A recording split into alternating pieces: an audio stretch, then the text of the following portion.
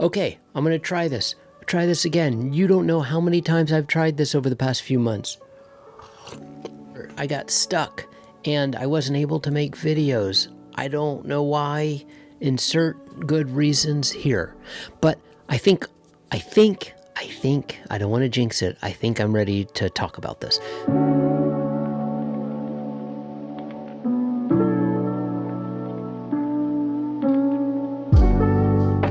So I want to talk about getting unstuck in creative projects.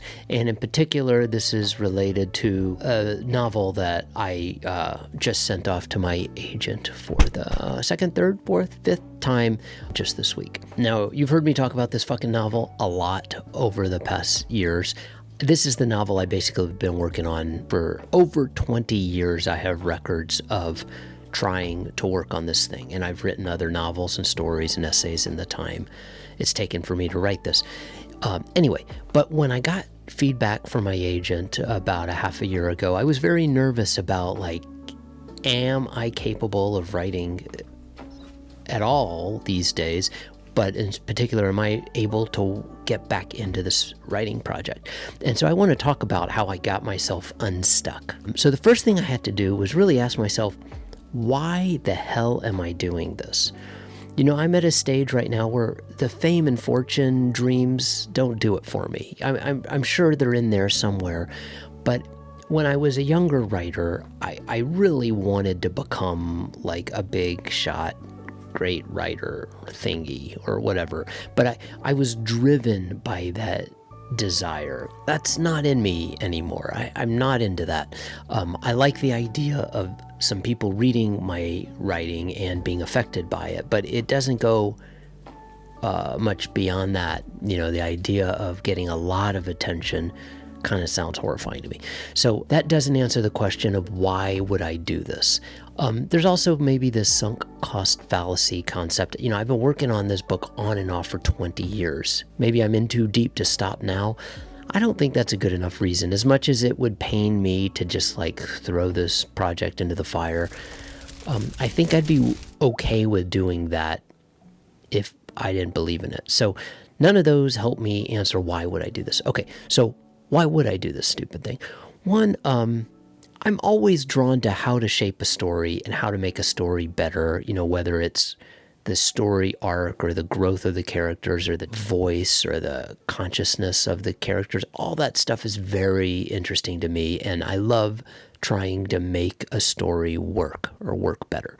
Also, the story is historical fiction, which isn't something I normally do, and it's a really interesting exercise to try to make it work so that the world building is there, but it's sort of invisible in the sense that you don't have to think too hard about how this works, but you can go into a time and place and that everything is plausible in there. So all that stuff has been interesting. Here, I think, is the most personal and the most real thing that has happened.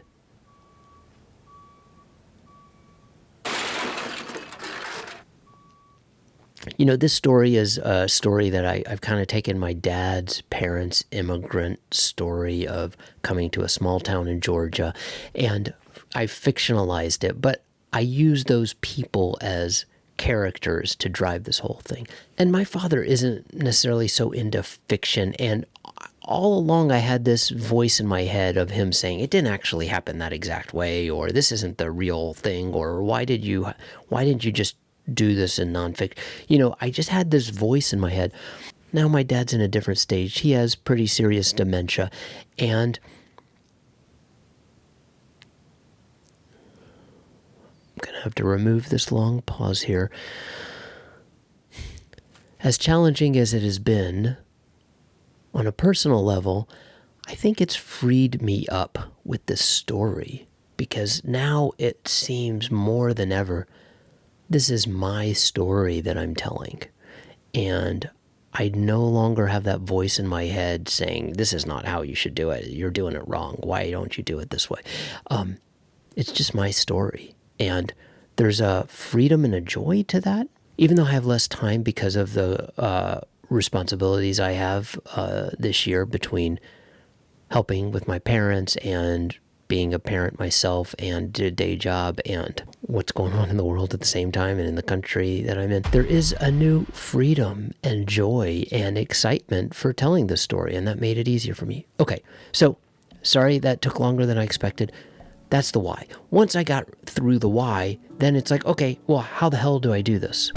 Okay, sorry, this is UV from a few weeks later. I didn't like that previous attempt at doing this, so I'm going to try it again from here. This isn't working. It took me a few rounds to figure out the problem. I think I forgot to ask myself why with respect to this actual video. I thought I was gonna talk through having the right attitude and having the right writing group and friends and editors and writers, and then talk about the software tools and changing the format, like using a PDF or printing out the doc or going to a cafe to write. And, I had all these things I thought I wanted to say. It didn't pass the why test, and I think it took me a few rounds to figure out, why is my heart not into it? I think it's because, right now I'm interested in, wondering why I'm doing certain things.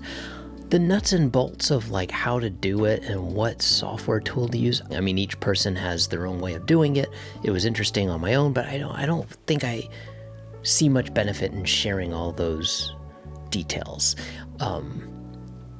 So now the question is, do I delete this whole thing and it never sees the light of day? Or am I rerouting it from what I thought was how to get unstuck, 12 ways, to now maybe it's just why the fuck am I doing things? What matters right now? Yeah, maybe that's it. It's just the importance of scrutinizing what's important. Make that funny and interesting and clickable.